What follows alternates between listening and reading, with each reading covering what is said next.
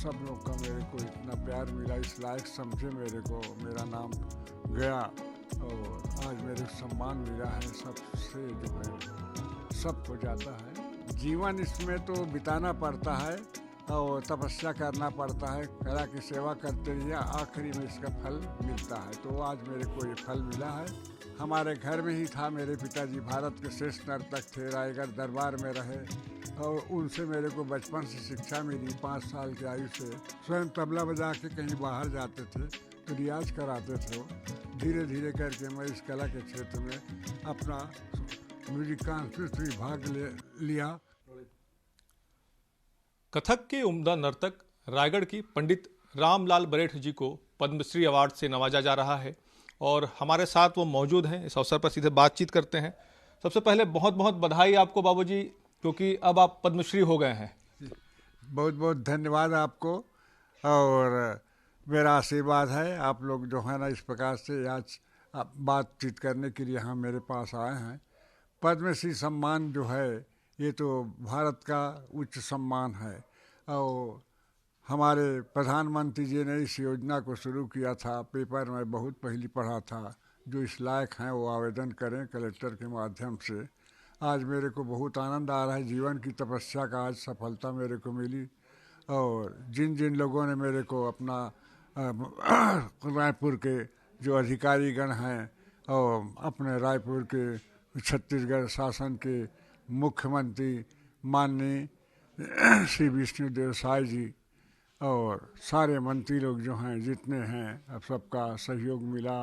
और रायगढ़ से भी, रायगढ़ के शासकीय अधिकारी कलेक्टर वगैरह जो हैं और सब लोग का मेरे को इतना प्यार मिला, इस लायक समझे मेरे को, मेरा नाम गया और आज मेरे को सम्मान मिला है सबसे, जो है सबको जाता है। किस तरह से देखते हैं, क्योंकि कला को ये सम्मान मिला है, कला जिसको अगर कहें तो जिस तरह से चाहे वो राज्य सरकार हो, केंद्र सरकार हो, कला को अपने आप में एक स्थान मिलना, पहचान मिलना कितना महत्वपूर्ण मानते हैं? क्योंकि लंबे अरसे से पूरा जीवन अगर कहें तो आपने इस कला को दिया है।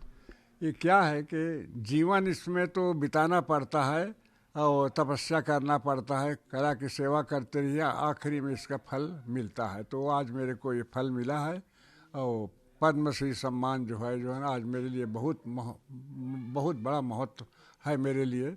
और मैं हृदय से बड़ा इसका खुश होता हूँ और मेरे गुरुओं को और मेरे माता पिता को इस लायक बनाए, मैं उनको सम्मान करता हूँ और सबको समर्पित करता हूँ मेरे सम्मान को।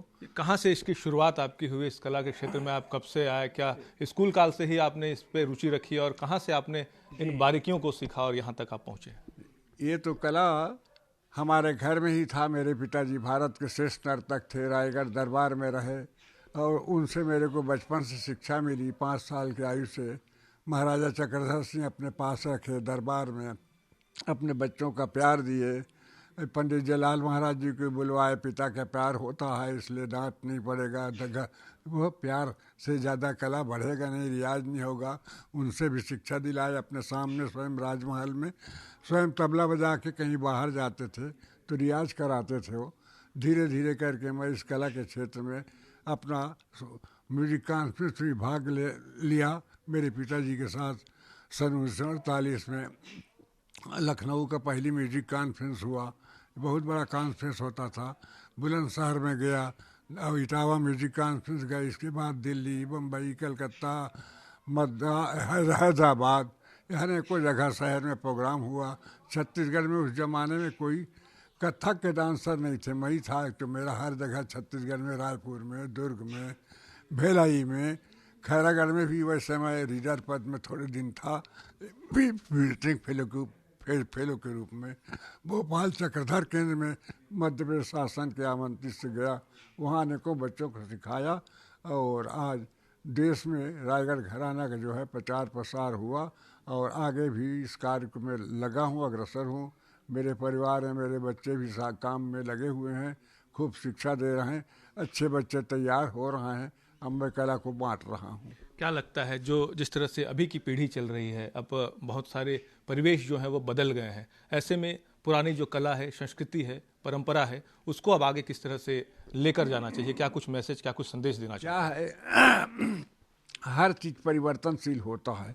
धीरे धीरे समय के अनुसार से परिवर्तन होता है, लेकिन जो मूल रूप है शिक्षा का, गुरु शिष्य परंपरा, गुरु शिष्य परंपरा, अकादमिक शिक्षा, इसमें दोनों में अंतर है। गुरु जो है खास अपने सामने कला को सिखाता है और अंग प्रत्यंग उपांग जितने हैं कला के क्षेत्र में, बोल बंदिश, लय, ताल, मात्रा, अभिनय, सारा चीज़ वो स्पष्ट रूप से सिखा के खूब रियाज कराता है गुरु। यही गुरु शिष्य परंपरा है। गुरु शिष्य परंपरा में ही कलाकार देश में अपना नाम करते हैं।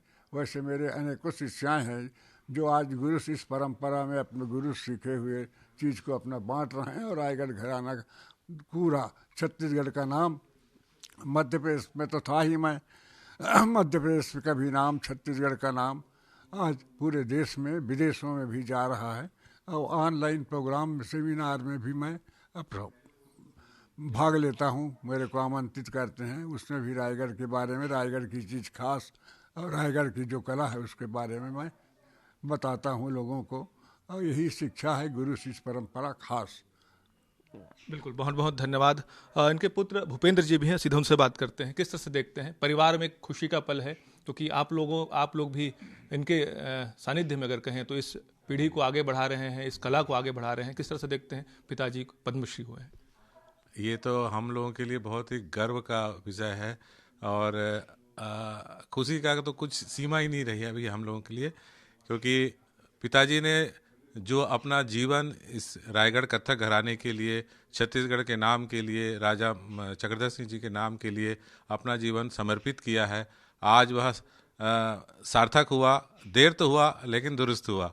तो ये हमारे लिए बहुत ही अत्यंत गर्व का विषय है।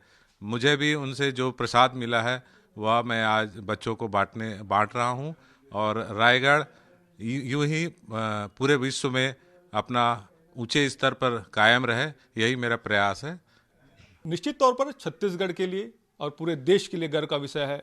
रायगढ़ घराने के पंडित रामलाल बरेठ आज पद्मश्री अवार्ड से उनको नवाजा जा रहा है और इसके लिए IBC24 भी उनको बधाई देता है। कैमरा सतीश मिश्रा के साथ जितेंद्र थवाइत, IBC24 बिलासपुर।